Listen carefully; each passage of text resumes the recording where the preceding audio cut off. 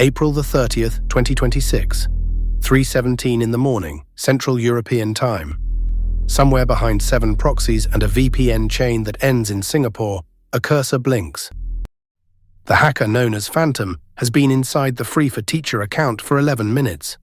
He wasn't supposed to find anything interesting.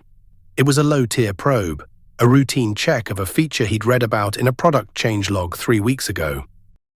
Then the API response comes back, and it is not what he expected. Zero. You awake? Always. What? I'm looking at a Free for Teacher account on Canvas, Instructure's learning platform. I'm pulling API calls through it, and I'm getting records I shouldn't be able to see. What kind of records? Student records. Not just names, emails, ID numbers, course enrollments. I'm pulling data from institutions I have no business touching. Zero. I think this account type doesn't have the right access boundaries.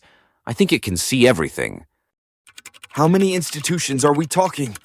I don't know yet. Running a scope query now. 8,843 institutions. 275 million users. Say that again. 275 million.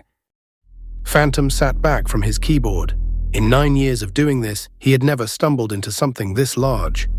The question was not whether to use it. The question was how.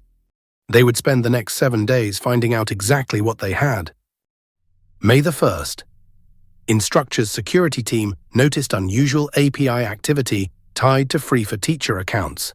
They revoked third-party access. They brought in outside forensic experts. They posted a status update saying the situation was under control. It was not under control. They patched the wrong thing? You're still in? I never left. They saw the surface traffic and shut it down. They didn't find the secondary path. We've been exfiltrating for 6 days, 3.65 terabytes, private messages, 0, billions of private messages between students and faculty. That's the leverage, not the names and IDs, the messages. That's the leverage. May the 2nd. Instructure published a status update. Quote, "The situation has been resolved." Unquote. They think they fixed it. They announced it publicly. Do we contact them now? No, we let them believe it. Then we remind them they're wrong, at the exact right moment. Phantom knew exactly which moment to choose. He'd looked at the academic calendar. Finals week. May the 7th, 4:20 in the afternoon, Eastern Time. The first week of final examinations at universities across the United States. Millions of students logged into Canvas to check their exam schedules, submit their last papers, communicate with their professors. Wait, why is my screen, this isn't Canvas. This says, ShinyHunters has breached Instructure again. At 330 institutions, the login page disappeared. In its place, a ransom note.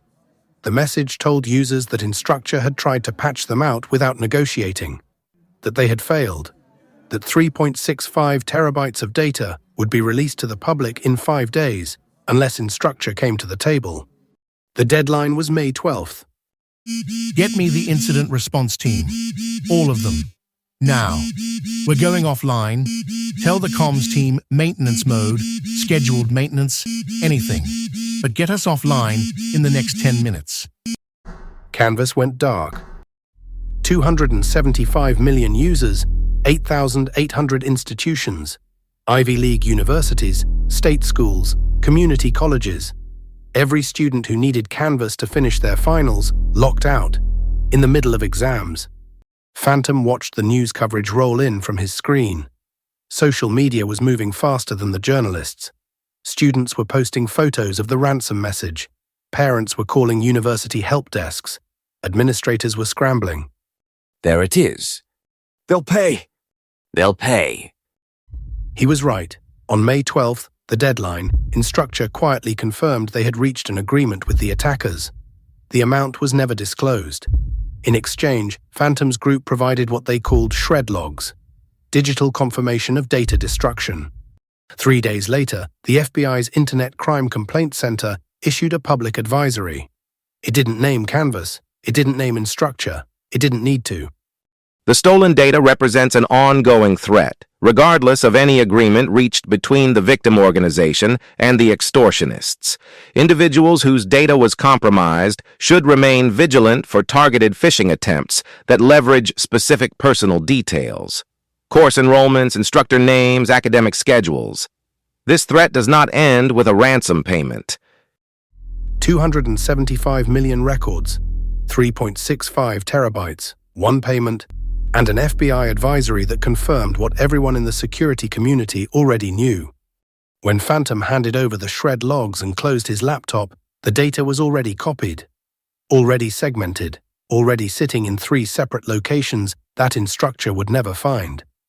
The deal was done. The data was not. This is the breach files.